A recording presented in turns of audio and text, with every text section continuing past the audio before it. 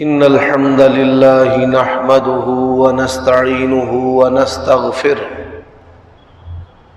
ونعوذ بالله من شرور أنفسنا ومن سيئات أعمالنا من يهده الله فلا مضل له ومن يضلل فلا هادي له وأشهد أن لا إله إلا الله وحده لا شريك له وأشهد أن محمدًا عبده ورسوله أما بعد فإن خير الحديث كتاب الله وخير الهدي هدي محمد صلى الله عليه وآله وسلم وشر الأمور محدثاتها وكل محدثة بدعة وكل بدعة ضلالة وَكُلَّ ضَلَالَةٍ فِي النَّارِ اللهم صل وسلم على نبينا محمد وبارك وسلم وصل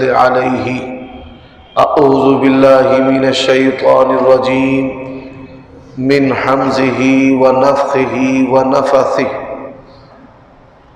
يا أيها النبي إنا أرسلناك شاهدا ومبشرا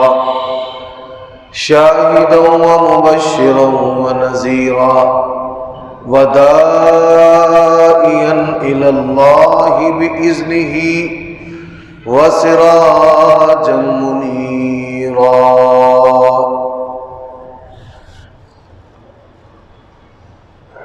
عیوب اور نقائص سے پاکیزہ تمام قسم کی حمد و ثنا اللہ وحدہ لا شریک لہ کے لیے، اور درود و سلام شفیع للمذنبین خاتم النبیین رسول کریم رؤوف الرحیم صلی اللہ علیہ وآلہ وسلم کی ذات اقدس پر۔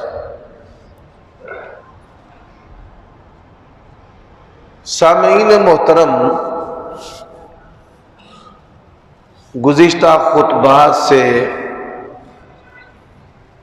آپ سیرت النبی صلی اللہ علیہ وآلہ وسلم کے مختلف پہلو سماعت فرما رہے ہیں۔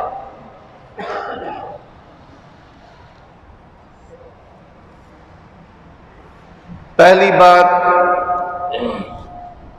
کہ نبی و رسول کا انتخاب اللہ تعالیٰ کرتا ہے، یہ کوئی مصنوعی اور بناوٹی لیڈرشپ نہیں ہے، بلکہ آپ صلی اللہ علیہ وآلہ وسلم کے نام، اوصاف، صحابہ کرام اور شہروں کے نام ہزاروں سالوں پہلے اترنے والی جو آسمانی کتابیں ہیں ان کے اندر موجود ہیں۔ دوسری بات،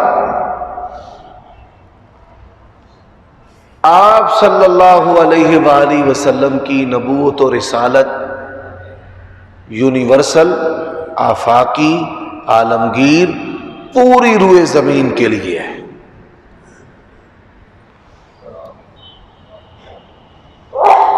آج کے خطبہ جمعہ میں تیسری بات نبی علیہ الصلوۃ والسلام کے حوالے سے ذکر کی جائے گی۔ اللہ تبارک و تعالی نے قرآن مجید کے اندر ایک سورت میں ارشاد فرمایا ہے، الفاظ بڑے مختصر ہیں لیکن معنی جو ہے وہ انتہائی گہرا ہے۔ فرمایا الم نشرح لک صدرک ووضعنا عنک وزرک الذی انقض ظہرک ورفعنا لک ذکرک۔ آج کے خطبہ جمعہ میں ورفعنا لک ذکرک، اس کی تفسیر میں اللہ تعالیٰ کی توفیق اور رحمت سے میں چند باتیں عرض کروں گا۔ سب سے پہلے اس کا معنی سمجھیں۔ ورفعنا لک ذکرک کا معنی یہ ہے کہ ہم نے آپ کے ذکر کو بلند کر دیا ہے۔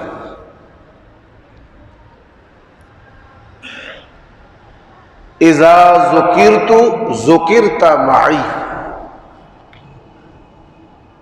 جب میرا ذکر ہوگا یعنی اللہ تبارک و تعالی کا، تو اس کے ساتھ نبی علیہ الصلوۃ والسلام کا بھی ذکر ہوگا۔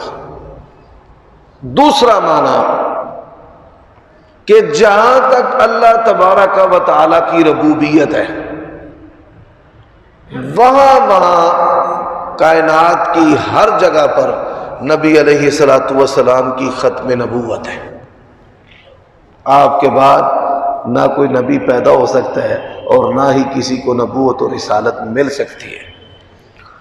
اور آپ یہ سن کر حیران ہوں گے، پوری روئے زمین پر سب سے زیادہ اللہ تبارک و تعالی کی توحید اور نبی علیہ الصلوۃ والسلام کی رسالت، آپ کے نام اور اوصاف کا ہر وقت تذکرہ ہوتا رہتا ہے، ہر وقت۔ اذان کی صورت میں جب ہم کہتے ہیں اشہد ان لا الہ الا اللہ، تو ساتھ کیا کہتے ہیں؟ اشہد ان محمد رسول اللہ۔ جب ہم نماز پڑھتے ہیں تو کہتے ہیں التحیات للہ والصلوات والطیبات، اے اللہ زبانی، بدنی، مالی عبادات تیرے لیے ہیں، تو وہاں ہم کہتے ہیں اللہم صلی علی محمد وعلی آل محمد۔ ایسا خوبصورت دین ہے، اللہ تبارک و تعالیٰ کی وحی اور حکم ہے، اور طریقہ جو ہے وہ نبی علیہ الصلوۃ والسلام والا ہے۔ عبادت اللہ کی ہے، طرز طریقہ جو ہے وہ رسول اللہ صلی اللہ علیہ وآلہ وسلم کا ہے۔ اور آپ یہ سن کر حیران ہوں گے کہ اللہ تبارک و تعالی نے نبی علیہ الصلوۃ والسلام کو اتنا بلند مرتبہ عطا کیا ہے، اتنا بلند مقام و مرتبہ کسی اور نبی کے نصیبے میں نہیں آیا۔ میں قرآن مجید سے اس کی دو مثالیں پیش کرتا ہوں۔ مثال پیش کرنے سے پہلے مثال کی جو غرض و غایت ہے وہ بیان کیے دیتا ہوں۔ اللہ تعالیٰ اپنے نبیوں کے نام لے کر ان کا ذکر کرتا ہے۔ قرآن مجید میں حضرت آدم کا، نوح کا، ابراہیم کا، موسیٰ، عیسیٰ، سلیمان، داؤد، زکریہ، یحییٰ علیہم الصلاۃ والسلام ان کا نام ہے۔ آپ کا ذکر اللہ نے ایسا بلند کیا ہے کہ جب نبی علیہ الصلوۃ والسلام کا تذکرہ ان کے ناموں میں ہوتا ہے تو اللہ تعالیٰ اپنے نبی کا نام ذکر نہیں کرتا۔ پہلی آیت کریمہ شرع لکم من الدین ما وصى به نوح علیہ السلام والذی اوحینا الیک، نبی علیہ السلام، اوحینا الیک، نبی علیہ السلام کا نام نے لیا۔ وما وصینا به موسیٰ وعیسیٰ ان اقیموا الدین ولا تتفرقوا فیہ۔ نوح علیہ السلام، ابراہیم علیہ السلام، موسیٰ علیہ السلام، عیسیٰ علیہ السلام، نبی علیہ الصلوۃ والسلام، 5 نبیوں کا تذکرہ اللہ تعالیٰ نے اس آیت کریمہ میں کیا ہے۔ 4 کا نام لیا ہے لیکن نبی علیہ الصلوۃ والسلام کا نام نہیں لیا۔ یہ ہے وَرَفَعْنَا لَكَ ذِكْرَكَ۔ دوسری آیت کریمہ فرمایا ان اول الناس بابراہیم للذین اتبعوه وهذا النبی والذین آمنوا واللہ ولی المؤمنین۔ اس آیت کریمہ میں اللہ تعالیٰ نے ہمارے پیارے نبی اور ابراہیم علیہ السلام کا ذکر کیا ہے، حضرت ابراہیم کا نام لیا ہے، وَهَذَا النَّبِيِّ کا ہے۔ اب جو فصاحت و بلاغت ہے اس کا تقاضا تو یہ ہے کہ نبی علیہ الصلوۃ والسلام کا نام ذکر کیا جائے، کیونکہ حاضر نبی کے الفاظ اور حروف زیادہ ہیں اور لفظ محمد صلی اللہ علیہ وآلہ وسلم کے حروف اس کی نسبت کم ہے، لیکن اللہ تبارک و تعالیٰ نے آپ کا مقام ایسا بلند کیا کہ اور نبیوں کے پورے قرآن مجید میں اور نبیوں کے ساتھ جہاں بھی نبی علیہ الصلوۃ والسلام کا ذکر ہے اللہ تبارک و تعالیٰ نے اور نبیوں کا نام لیا ہے، وہاں پر نبی علیہ الصلوۃ والسلام کا نام نہیں لیا، آپ کے اوصاف کا ذکر کیا ہے پورے قرآن مجید میں۔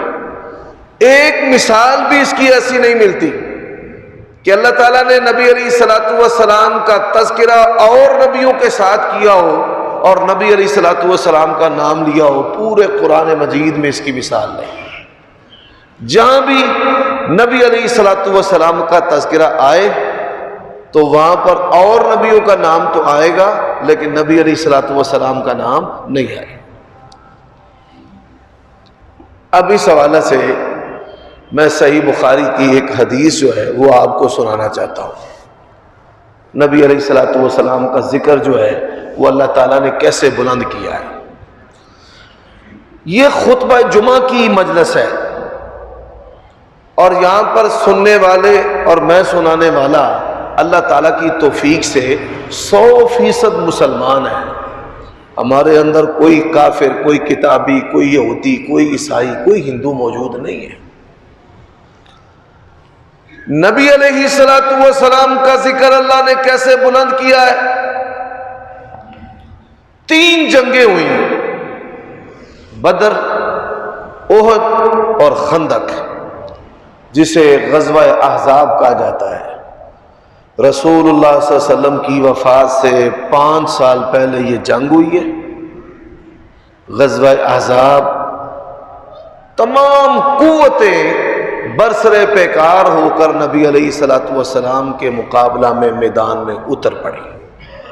منافقین وہ بھی شامل تھے، مدینہ کے اندر جو رہنے والے یہودی ہیں وہ بھی شامل تھے۔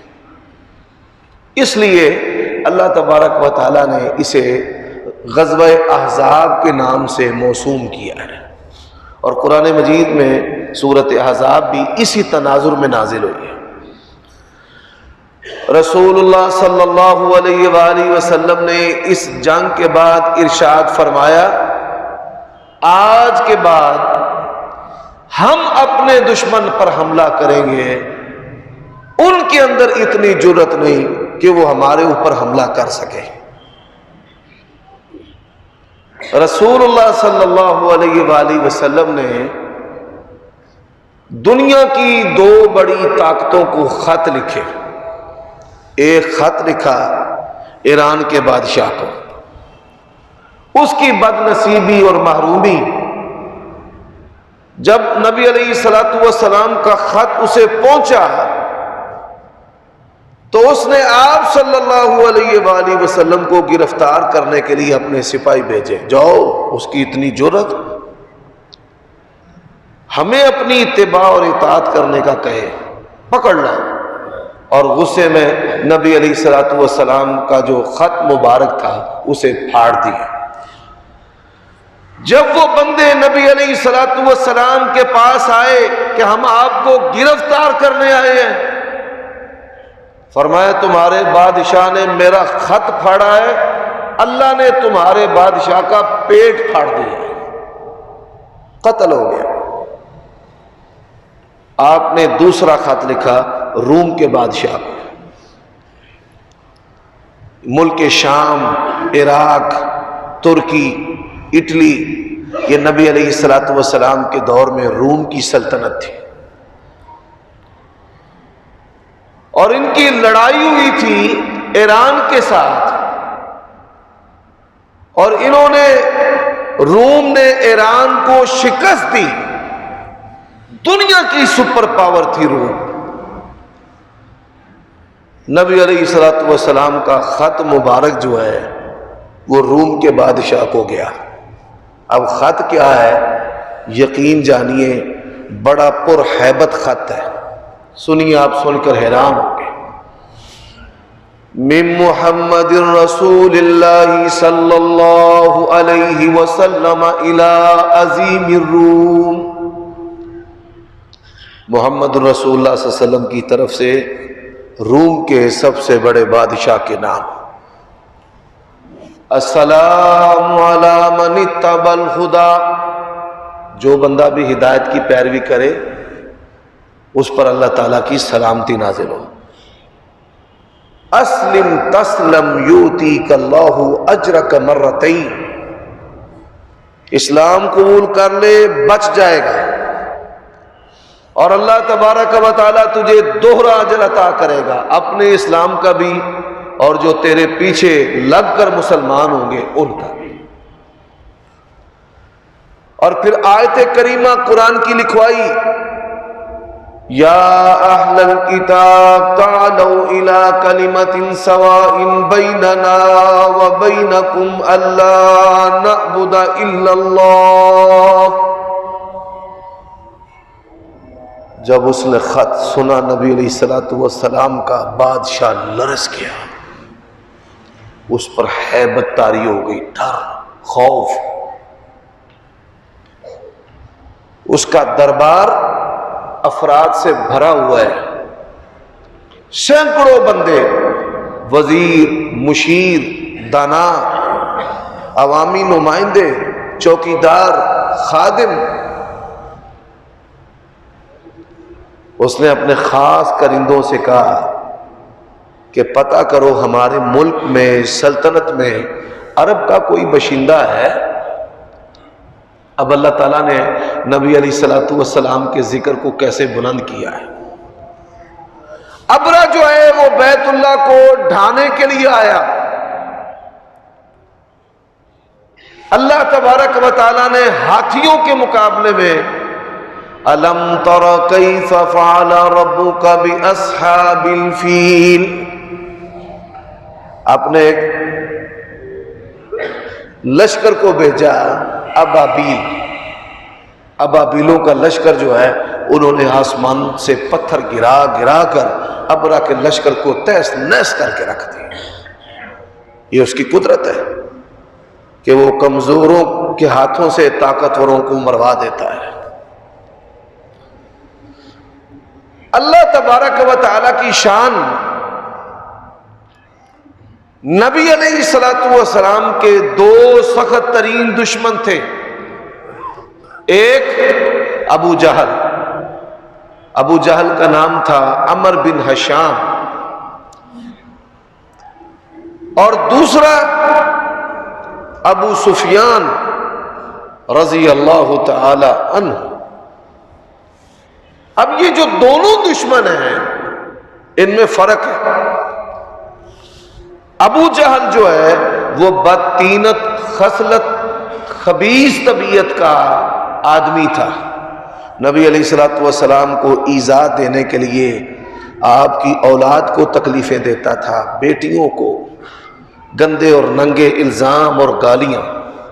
ابو سفیان وہ بھی دشمن تھا لیکن نبی علیہ الصلوۃ والسلام کا شاتم اور گستاخ، خبیث طبیعت کا نہیں تھا۔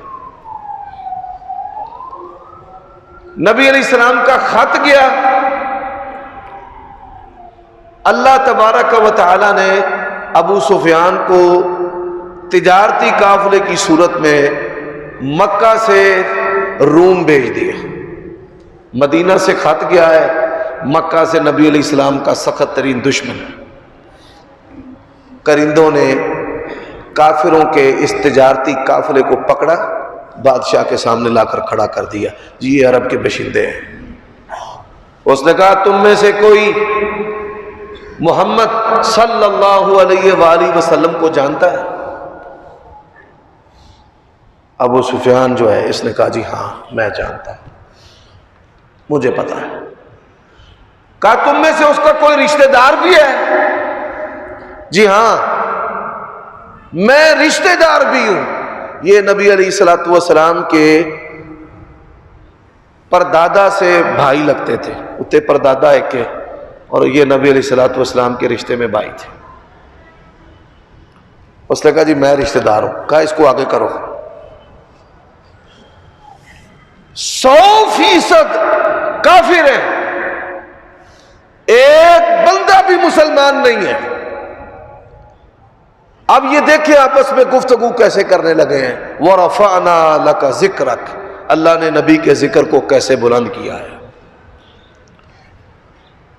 اس نے کہا میں چند سوال کرنے والا ہوں، سچ سچ جواب دینا۔ ابو سفیان کہتے ہیں لولا الحیاء لکذبت، اگر میں بے حیا ہوتا تب جھوٹ بولتا۔ سخت ترین دشمن ہونے کے باوجود بھی اس نے نبی علیہ الصلوۃ والسلام پر کوئی جھوٹ نہیں بولا۔ بادشاہ نے 10 سوال کیے۔ کتنے سوال؟ 10 موتی پرو دیے۔ سوال کرنے والے نے بھی سوالات کرنے پر کمال کر دیا، اور جواب دینے والے نے بھی جوابات میں کمال کر دیا۔ اس نے پہلا سوال کیا کیف فیکم نسبہ، ہم سننے والے سارے مسلمان ہیں، وہ آپس میں سننے سنانے والے سارے کافر ہیں۔ قال هو فینا ذو نسب، بادشاہ نے پہلا سوال کیا محمد صلی اللہ علیہ وآلہ وسلم کا نسب کیسا ہے؟ ابو سفیان کیا جواب دیتے ہیں؟ ہوا فینا ذو نسب، کائنات جب سے بنی ہے نبی علیہ الصلوۃ والسلام کے آباء و اجداد سب کے سب بھی سردار۔ کہا ہوا فینا ذو نسب، ہم سب سے بڑھ کر اگر کسی کا نسب ہے تو وہ جناب محمد الرسول اللہ صلی اللہ علیہ وسلم۔ اس نے کہا ٹھیک ہے، پہلے تو نسب کے بارے میں سوال ہو گیا۔ اس نے دوسرا سوال کیا یہ بتاؤ خاندان میں کوئی اور نبی بھی ہے؟ باپ سیاستدان ہے تو بیٹا بھی ہے، باپ مولوی ہے تو بیٹا بھی ہے، کہ خاندان میں کوئی چاچا، کوئی بابا، کوئی دادا وہ نبی ہو تو یہ بھی دیکھا دیکھی جو ہے کہنا شروع ہو گیا کہ میں بھی نبی ہوں، میں بھی رسول ہوں۔ ابو سفیان نے کہا نہیں، یہ میاری لوگوں کا خاندان ہے۔ نبی علیہ الصلوۃ والسلام نے فرمایا میرے باپ اسماعیل علیہ الصلوۃ والسلام سے لے کر مجھ محمد الرسول اللہ تک پوری لڑی کے اندر کوئی اور نبی آیا ہی نہیں۔ حضرت ابراہیم علیہ الصلوۃ والسلام کے کئی بیٹے تھے، اللہ تعالیٰ نے 2 بیٹوں کو نبی بنایا ہے، ایک اسحاق علیہ الصلوۃ والسلام اور ایک اسماعیل علیہ الصلوۃ والسلام۔ حضرت عیسیٰ علیہ الصلوۃ والسلام تک جتنے بھی نبی آئے ہیں وہ سب کے سب اسحاق علیہ الصلوۃ والسلام کی لڑی سے آئے ہیں، اور اسماعیل علیہ الصلوۃ والسلام کی لڑی سے نبی علیہ الصلوۃ والسلام نبی رسول بنے ہیں، جو اللہ تعالیٰ کے آخری نبی اور آخری رسول ہیں۔ اس نے کہا ٹھیک ہے، میاری لوگوں کا خاندان ہے۔ تیسرا سوال کیا یہ بتاؤ کہ کرسی چاہتا ہے، کرسی، اقتدار۔ اجعل الآلیۃ الہا واحدا ان ھذا لشیء عجاب۔ کہنے لگے نہیں جی کرسی نہیں چاہتا، کرسی تو ہم پیش کر کر کے تھک چکے ہیں، کرسی نہیں چاہتا۔ آج میڈیا جو ہے یہ اتنی بڑی دجالی قوت ہے، جب چاہے اشیاء کی قلت پیدا کر دے اور جب چاہے اشیاء کو بے قدر کر دے، جب چاہے حکمرانوں کو، مقتدر قوتوں کو جو اپوزیشن ہے ان کو آپس میں لڑائے۔ ملک کے جو اصل مسائل ہیں، امن ہے، سکون ہے، خوراک ہے، اس کی طرف جو ہے وہ کسی کی طرف بھی کسی کی توجہ نہیں ہے۔ نبی علیہ الصلوۃ والسلام نے فرمایا کہ حکمران کتاب اللہ چھوڑ دیں گے تو وہ آپس میں لڑنا شروع کر دیں گے، اللہ ان کو آپس میں لڑائے گا۔ تو نبی علیہ الصلوۃ والسلام کرسی نہیں چاہتے۔ یہ کون کہہ رہا ہے؟ آپ کا سخت ترین دشمن کہہ رہا ہے۔ اس نے تیسرا سوال کیا، یہ بتا ماننے والے جاگیردار ہیں یا غریب غربا ہیں؟ آپ دیکھیں مالدار جو لوگ ہیں وہ اپنی ہمدردیاں بدلتے رہتے ہیں، کبھی کسی پارٹی کے ساتھ، کبھی کسی کے ساتھ، کبھی کسی کے ساتھ، کبھی کسی کے ساتھ، کہ مفادات کے لیے آپ کو نبی رسول ماننا ہے۔ اس نے کہا نہیں، ماننے والے جو ہیں وہ غریب غربا زیادہ ہیں، امیر لوگ تھوڑے ہیں۔ اس نے کہا ٹھیک ہے۔ اس نے پانچواں سوال کیا کہ ماننے والوں کی تعداد زیادہ ہو رہی ہے یا کم ہو رہی ہے؟ غریب غربا ہیں۔ ہماری پنجابی زبان میں ایک مشہور مثال دی جاتی ہے کہ کسی چیلے نے اپنے پیر سے کہا، پیر صاحب چیلے بڑے ہو گئے نے، ود گئے نے، انہیں آخیا آپ ہی بھوکے مرن گے تو نس جان گے۔ ہم عموماً یہ مثال دیتے ہیں۔ جب غریب غربا زیادہ ہیں تو ظاہری بات یہ ہے کہ تعداد کم ہونی چاہیے، دن بدن کم ہونے چاہیے۔ صحابہ کرام کا کمال دیکھیے کہ انہوں نے دنیاوی مفاد کے بغیر نبی علیہ الصلوۃ والسلام کو ماننا ہے اور آپ پر اپنا خون قربان کر دیا ہے۔ انہوں نے کہا جی نہیں، ماننے والے غریب غربا زیادہ ہے۔ اس نے پھر چھٹا سوال کیا، اچھا زیادہ ہو رہے ہیں، غریب ہونے کے باوجود بھی دن بدن بڑھتے جا رہے ہیں؟ جی ہاں۔ اس نے کہا اب یہ بتا کہ کبھی ناراض ہو کر کسی نے اس کے دین کو چھوڑا ہے؟ ابو سفیان کہتے ہیں لا، جان چھوڑ دیتا ہے لیکن دامن مصطفیٰ نہیں چھوڑتا۔ صحابہ کرام کہتے ہیں ہم نبی علیہ الصلوۃ والسلام کے ساتھ مصافحہ کرتے تھے، ہمارے ہاتھوں سے کستوری کی خوشبو آتی تھی، آپ کا ہاتھ ریشم سے زیادہ نرم تھا۔ وہ تو شیدائی اور فریفتہ تھے رسول اللہ صلی اللہ علیہ وسلم پر۔ اس نے کہا ٹھیک ہے۔ اس نے ساتواں سوال کیا، حل یکذب، یہ بتا کہ کبھی انہوں نے جھوٹ بولا ہے؟ یہ کوئی صحابی آپ کی سیرت نہیں بیان کر رہا، کوئی مسلمان نہیں ہے۔ اس نے جواب دیا لا، سخت ترین دشمن ہونے کے باوجود اس نے کہا کہ نہیں، نبی علیہ الصلوۃ والسلام نے کبھی جھوٹ نہیں بولا۔ آپ جب پہلی دعوت دینے کے لیے صفا پہاڑی پر کھڑے ہوئے تھے تو نبی علیہ السلام نے پوچھا تھا کہ اگر میں کہوں کہ اس پہاڑی کی اوٹ سے تمہارے اوپر لشکر حملہ آور ہونے والا ہے تو کیا تم میری اس بات کو جھٹلاؤ گے؟ انہوں نے کہا نہیں، آپ جب بھی بات کرتے ہیں سچی بات کرتے ہیں۔ کہا حل یغدر، یہ بتا کہ کبھی آپ صلی اللہ علیہ وآلہ وسلم نے دھوکہ دیا ہو، کبھی دھوکہ دیا ہو؟ حضرات آج ہمارے معاشرے میں، ہمارے ارد گرد یہ جو گھروں میں لڑائیاں ہیں، نچاقیاں میاں بیوی کی، اس کا بنیادی سبب کیا ہے؟ دھوکہ، کہ رشتہ داریاں دھوکے کی بنیاد پر ہوتی ہیں اور رشتہ ہونے کے بعد حقیقت کھلتی ہے۔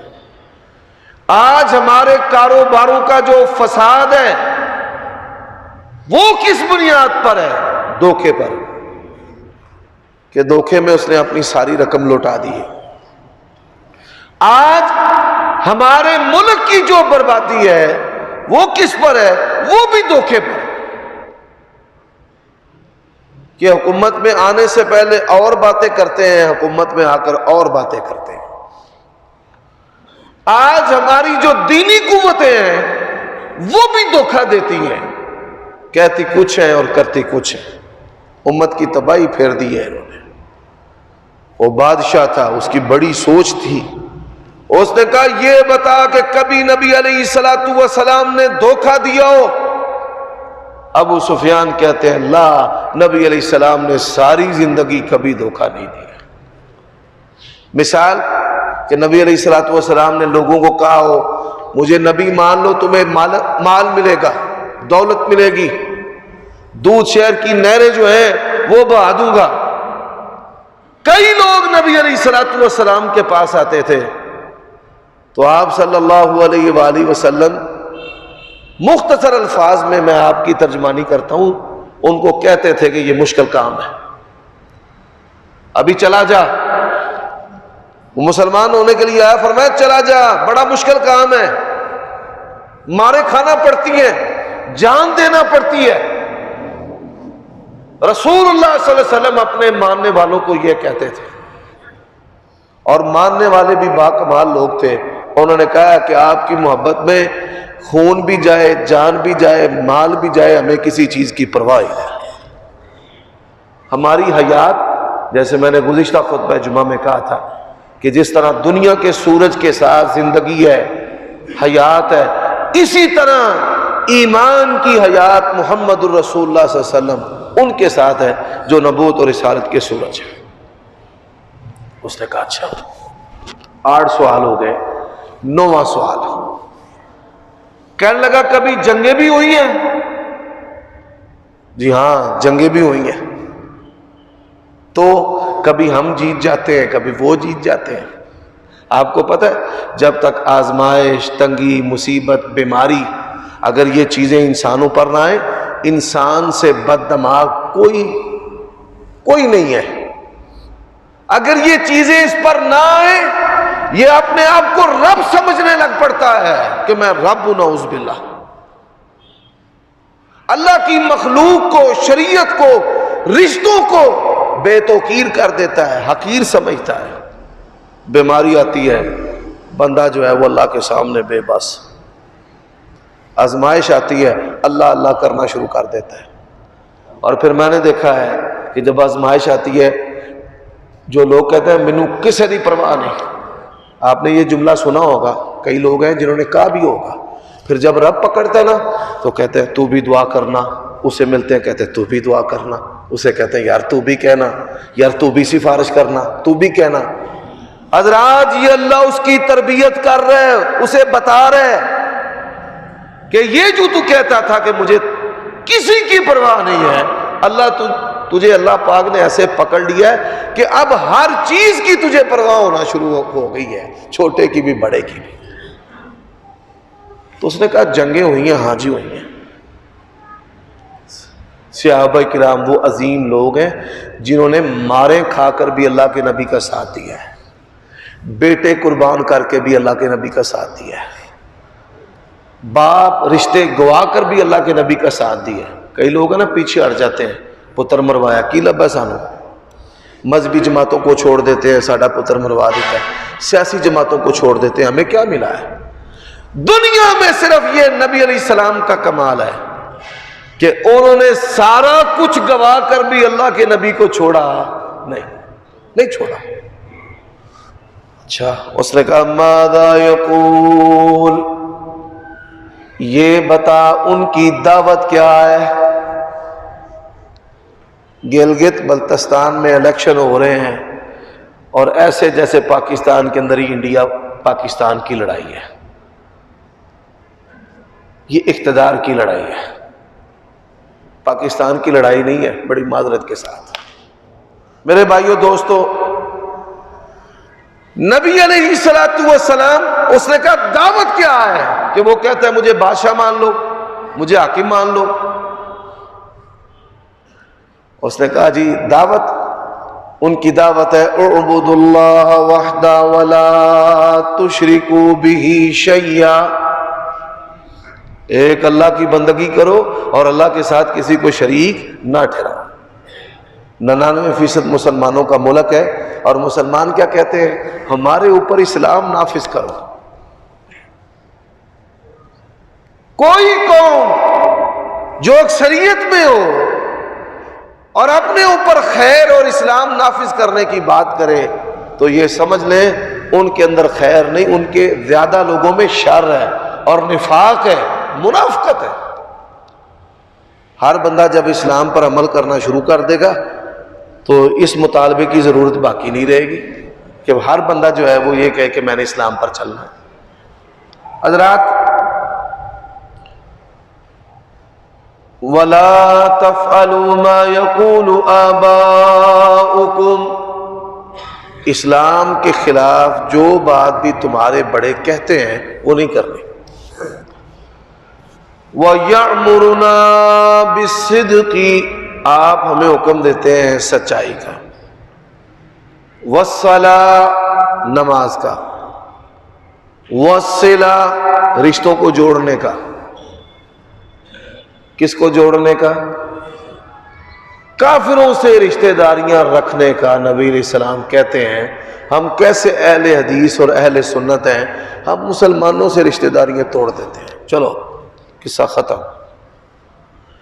وَيَعْمُرُنَا بِالصِّدْقِ وَالصَّلَاةِ وَالصِّلَةِ وَالْعَفَافِ، آپ ہمیں حکم دیتے ہیں سچائی کو اختیار کرنے کا، آپ ہمیں حکم دیتے ہیں نمازیں پڑھنے کا، آپ ہمیں حکم دیتے ہیں رشتوں کو جوڑنے کا، آپ ہمیں حکم دیتے ہیں کہ پاک دامنی کو اختیار کرو اور زنا اور بدکاری کے قریب نہ جاؤ. حضرات اللہ کی قسم ہے، خط پر جو ہیبت طاری ہوئی تھی وہ تو ہوئی. جب بادشاہ نے ابو سفیان کی زبان سے یہ 10 باتیں سنی نا تو پھر اس نے کیا کہا؟ اس نے سارے دربار کو مخاطب کیا، ابو سفیان اور اس کے ساتھیوں کو مخاطب کیا.